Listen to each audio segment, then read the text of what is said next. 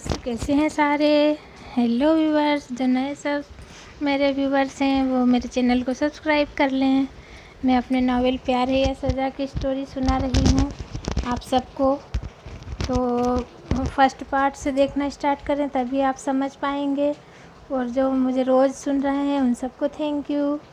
और जो नए सुनने वाले हैं वो मुझे सब्सक्राइब कर लें ताकि मेरे नेक्स्ट वीडियो की नोटिफिकेशन जल्द से जल्द आपको मिल सके। तो सागर और सरिता की लव स्टोरी स्टार्ट हो चुकी है और इसमें अब आगे आने वाली है ट्रेजिडी। तो आप सबको कंटिन्यू बने रहना है। जिनको नावल पढ़ने का शौक़ है वो पढ़ नहीं पाते तो सुन सकते हैं। अब मेरी नावल आपके पॉकेट में है, ये समझिए।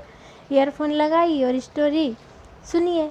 तो आपका ज़्यादा वक्त ना लेते हुए करती हूँ स्टोरी को शुरू। जहाँ से छोड़ा था वहीं से आगे बढ़ाती हूँ। प्लीज़ सागर रुक जाओ, यह सब ठीक नहीं है, सरिता ने अपने बेकाबू सांसों को काबू करते हुए कहा। सागर फिर से उसके करीब आ जाता है और कहता है, सरू प्यार में कुछ गलत नहीं होता। देखो तुम भी कैसी शम्मा की तरह पिघलती जा रही हो। मैं तुम्हें इस हद तक महसूस करना चाहता हूँ कि खुद को भुला दूँ। मेरा वजूद तुम में समाकर हम दोनों एक हो जाएं। यह तो प्यार का दरिया है, इसमें डूबकर ही प्यार करने वाले किनारा पाते हैं। मेरी बेचैन रूह को करार आ जाने दो सरू, प्लीज़ मुझे खुद से दूर मत करो। सागर प्लीज़ अपने जज्बातों पर काबू रखो। हमारा प्यार इतना कमज़ोर नहीं हो सकता कि जज्बातों में बहकर खुद को रुस्वा कर बैठे। हम एक दूसरे के लिए ही बने हैं, हमें कोई जुदा नहीं कर सकता। मेरा वजूद तुम ही से बना है, तुम ही में समा जाना मेरा जीवन है। हर सरिता सागर में समाकर ही पूरी होती है, फिर हम जुदा हो भी नहीं सकते। हम दोनों एक दूसरे के लिए ही बने हैं और एक दूसरे के बिना अधूरे हैं। इसीलिए ऊपर वाले ने हमें मिलाया है। प्लीज़ थोड़ा सब्र करो। नदी सागर में समाकर ही पूरी होती है। सागर भी कुछ संभल चुका था। उसने कहा, शुक्रिया सरू, तुमने मुझे बहकने से बचा लिया, वरना मैं खुद ही अपनी नज़रों में गिर जाता। मैं इतना पानी होकर भी क्यों प्यासा रहता हूँ, बताओ न सरिता। क्योंकि उसकी प्यास बुझाने वाली सरिता नहीं मिली। तुम्हारे प्यार से ही यह प्यासा सागर अपनी प्यास बुझाएगा और तभी पूरा होगा। एक बार फिर दोनों गले लग जाते हैं। सरिता कहती है, चलो जल्दी से ताला खोलो, वहाँ दीदी बेसब्री से इंतज़ार कर रही होंगी। सरिता से चाबी लेकर सागर ताला खोलता है। सरिता संदूक में से चुनरी निकाल लेती है। सागर उसे वह चुनरी ओढ़ाता है। लाल चुनरी होती है विदाई की। जब तुम दुल्हन बनोगी तो कितनी खूबसूरत लगोगी सरिता, लाल चुनरी में बिल्कुल दुल्हन की तरह लगती हो। सागर उसे आईने के सामने खड़ा करता है। देखो खुद को, मेरी मोहब्बत, दुनिया की सबसे हसीन लड़की हो तुम। सरिता कहती है, मुझे जल्द से जल्द तुम्हारी दुल्हन बनना है सागर। सागर उसे बाहों में भर लेता है। मुझसे कोई शिकायत तो नहीं है? नहीं सागर, इट्स ओके। बस मैं चाहती हूँ कि हम कुछ ऐसा ना कर बैठें जिसके लिए हमें कल शर्मिंदा होना पड़ा। हमारा प्यार कभी रुस्वा नहीं होगा। मैंने तुम्हें रोका, तुम्हें बुरा लगा, इसलिए सॉरी। सरिता अपने दोनों कान पकड़कर बच्ची की तरह मासूमियत से बोली। सागर बोला, इसी मासूमियत ने तो मुझे तुम्हारा दीवाना बना दिया है। तुम तो मेरी रूह में समा चुकी हो सरिता। ओके ओके, अब समझ गई। अब चलो वरना दादी की डांट खानी पड़ेगी। क्या यार, दिल तो नहीं चाहता इस रोमांटिक माहौल को छोड़कर जाने को। काश ये दुनिया के दस्तूर न होते तो हम मोहब्बत करने वाले यूँ तड़पते नहीं। सागर ने दिल पे हाथ रख के बोला। शैतान ने उसे ज़बरदस्ती खींचकर बाहर निकाला, लेकिन सागर फिर दरवाजे में ही खड़ा हो गया। सरू एक बार और अंदर चलो, देखो तन्हाइयाँ और ये अकेलापन फिर हमें नसीब नहीं हो सकता। शैतान नाराज़ होकर बोली, नहीं बिल्कुल भी नहीं, बहुत शरारत हो चुकी, अब और नहीं। चलो, अब कार भी हमारा इंतज़ार कर रही है। चलो यार, अब तो चलना ही पड़ेगा, सागर ने कहा। दोनों गाड़ी में बैठ जाते हैं। सागर कहता है, सरू कल सुबह हम वापस चले जाएंगे। कितना मुश्किल लग रहा है तुम्हें छोड़कर जाना। तुम्हारे बिना कैसे रह पाऊँगा, काश तुम्हें अपने साथ ही ले जा सकता। सरिता बोली, हमारे साथ बिताए इन खूबसूरत लम्हों को याद करके।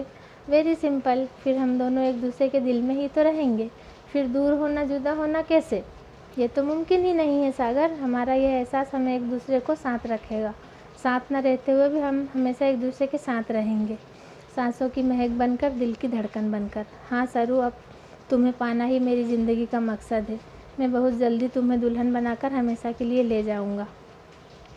मुझे उस लम्हे का हर पल इंतज़ार रहेगा, सरिता ने बड़ी ही मोहब्बत से कहा। तुम्हारा प्यार भी मेरी ज़िंदगी की दौलत है सरिता। मुझे तुम्हारे सिवाय कुछ भी नहीं चाहिए।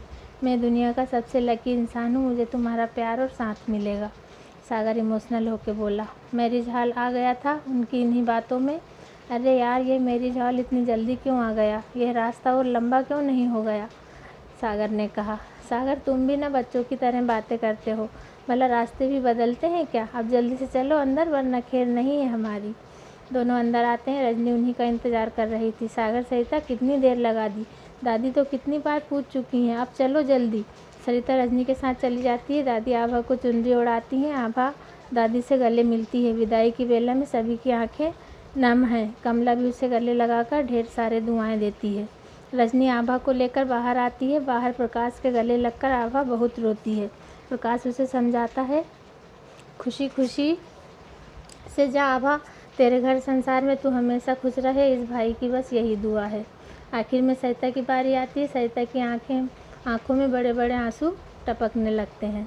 सरिता आभा से कहती है, दीदी अपनी इस छोटी बहन को भूल नहीं जाना, और कहकर फपक फपक कर रोने लगती है।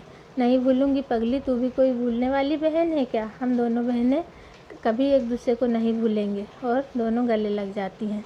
सागर सरिता के बड़े बड़े आंसू बहते देखकर बहुत ही दुखी हो जाता है। उसकी आंखों से गिरते आंसू जैसे उसके दिल को दुखी करते हैं। प्रकाश गाड़ी का गेट खोलता है और अपने हाथों से आभा को गाड़ी में बिठाता है। आभा बड़ी हसरत से माँ, दादी, रजनी और अपनी सभी सहेलियों को देखती है। प्रदीप प्रकाश के पैर छूता है और कहता है, अब हमें जाने की इजाज़त दीजिए भैया। प्रकाश प्रदीप को गले लगाकर कहता है, दामाद बाबू, स्वागत में कोई कमी रह गई हो तो प्लीज़ हमें माफ़ कीजिएगा। प्रकाश थोड़ा गमगीन होकर कहता है, मैंने बड़े लाड़ प्यार से अपनी आभा को बड़ा किया है, उम्मीद करता हूँ आप उसका पूरा ख्याल रखेंगे। प्रदीप प्रकाश का हाथ अपने हाथ में लेकर कहता है, भैया अब आभा मेरी जवाबदारी है, मैं आभा का पूरा ख्याल रखूँगा। और आभा की गाड़ी चली जाती है। विदाई का लम्हा सबको गमगीन कर देता है। सारी रौनक दुल्हन के जाते ही बेजान सी हो जाती है। दादी कमला को तसल्ली दे रही होती हैं और वो कमला के दर्द को बहुत अच्छी तरह जानती थी। यह विदाई का वक्त सबसे मुश्किल तो माँ के लिए ही होता है, जब उसके कलेजे का टुकड़ा पराया हो जाता है। फिर भी दिल से दुआएं ही निकलती हैं, उसकी बेटी हमेशा खुश रहे। रजनी प्रकाश से कहती है, माँ और दादी को जल्दी घर भिजवा दीजिए, वो आराम कर लेंगी, बहुत थक गई हैं। प्रकाश कहता है, ठीक है, तुम सब मेहमानों को लेकर घर चली जाओ, मैं यहाँ का काम निपटा कर आता हूँ। तो फ्रेंड्स, आपको ये स्टोरी कैसी लग रही है मुझे कमेंट करके ज़रूर बताएं। और फिर सभी घर वापस आ जाते हैं। घर से जाते वक्त जो चेहरे खुशी से चमक रहे थे, अब आभा की विदाई के बाद उदास नज़र आ रहे थे। रजनी के मम्मी पापा उनके रूम में आ जाते हैं। सागर भी आ गया था, लेकिन सरिता का रोता हुआ चेहरा उसे बार बार अपनी आंखों में चुभता था महसूस हो रहा था। सरिता तब तक कॉफ़ी बना लाई और सबको अपने हाथों से कॉफ़ी देने लगी। आओ सरिता बेटी, कॉफ़ी की बहुत ज़रूरत महसूस हो रही थी, अच्छा हुआ तुम ले आई। सरिता ने सागर की मम्मी पापा को कॉफ़ी दी और सागर को देने गई। सागर सोफे पर बैठा था। सागर ने उसे भी वहीं बैठने का इशारा कर दिया। सरिता, तुम भी यहीं बैठकर हमारे साथ ही कॉफ़ी पी लो, सुबह तो हम लोग वापस जा ही रहे हैं, फिर तुम्हें हमारी सेवा से मुक्ति मिल ही जाएगी। ठीक कहा ना मैंने? सागर ने बड़े गहरे अंदाज में कहा। नहीं, ये सब करना तो मुझे अच्छा लगा, मैं कहाँ इस काम से परेशान हुई, सरिता ने कहा। सरिता, कभी हमारे घर आओ ना रजनी के साथ, हमें अच्छा लगेगा। सरिता बेटी, तुम इतनी अच्छी हो कि यहाँ से जाने के बाद तुम्हारी बहुत हमें याद आएगी। बताओ कब आओगी हमारे घर? सागर की मम्मी ने कहा। सरिता शर्मा सी गई थी। सागर उसे बड़े प्यार से देख रहा था। सरिता की आंखें रोने की वजह से लाल हो रही थी। सरिता बोली, आंटी जी, किसी मौके पर आने की कोशिश करूँगी, आप बुलाएंगी तो ज़रूर आऊँगी। सागर की मम्मी बोली, मेरा बस चले तो तुझे हमेशा के लिए अपने साथ ही ले जाऊँ। वो सागर की तरफ बड़ी गहरी नज़रों से देखकर बोली। सागर भी मुस्कुराने लगा और अपने बेटे की खुशी देखकर माँ का दिल गदगद हो उठा था। सरिता से बोला, क्या कहती हो सरिता जी, चलोगी हमारे घर? वैसे यार तुम्हारी तो नहीं, बट तुम्हारे हाथ की कॉफ़ी को मैं बहुत मिस करूँगा। सागर शरारत से बोला। वो भी तपाक से बोली, तो आप ही आ जाइएगा, जब भी आपको मेरे हाथ की कॉफ़ी पीनी हो तो आ जाइएगा कॉफ़ी पीने। तभी रजनी रूम में आ गई। अपनी मम्मी के पास बैठकर रिलैक्स महसूस कर रही थी। पापा बोले, बेटी 3 दिन हो चुके हैं, अब वो रुकना ठीक नहीं होगा, हम लोग सुबह जल्दी ही निकल जाएंगे।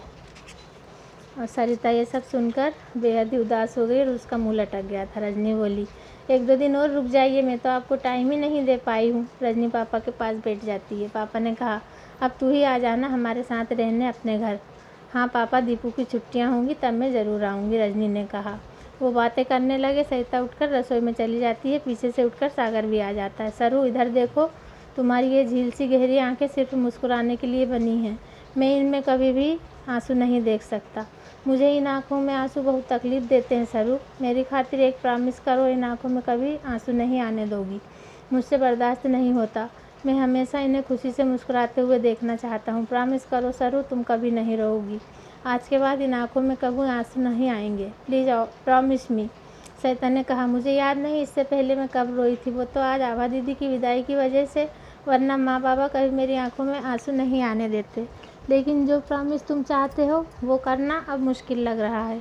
कल तुम जाने वाले हो। तुम्हारी याद में शायद यह दिल तुम्हारी जुदाई का दर्द बर्दाश्त नहीं कर सके, तो इन आँखों को सहारा तो देना ही होगा।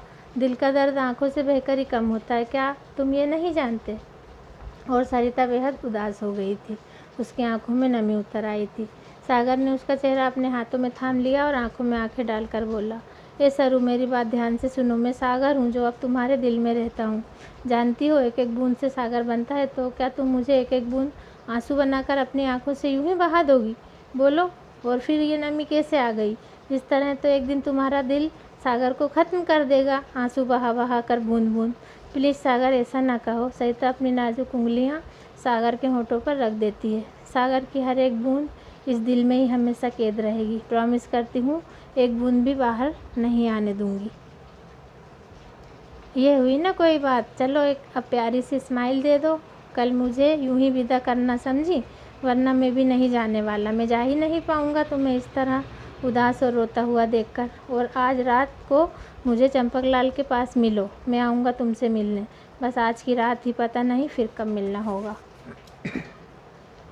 नहीं सागर, यह पॉसिबल नहीं है। माँ बाबा होंगे, मैं नहीं मिल पाऊँगी। सरिता ने कहा, ये सब मुझे नहीं पता। मैं रात को 11 बजे तक आऊँगा और तुम्हें आना ही पड़ेगा। मैं जानता हूँ तुम अभी अपने घर चली जाओगी। तुम्हारी माँ अभी दादी से कह रही थी, वो तुम्हें अपने साथ ले जाएंगी। प्लीज़ सरू, एक बार थोड़ी देर के लिए, प्लीज़ प्लीज़ प्लीज़। ठीक है, प्रॉमिस नहीं करती, लेकिन कोशिश करूँगी। कोशिश नहीं, प्रॉमिस ही चाहिए। अब तुम इसे मेरी ज़िद ही समझ लो। बड़े ज़िद्दी हो।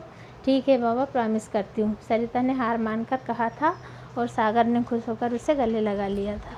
तो फ्रेंड्स, आज का टाइम हो चुका है, तो मुझे स्टोरी को यहीं रोकना पड़ेगा। कल फिर मिलती हूँ इसके नेक्स्ट वीडियो में। तो जिन्होंने भी सब्सक्राइब नहीं किया है, प्लीज़ कर लें, ताकि उनसे कोई वीडियो मिस ना हो। Thank you.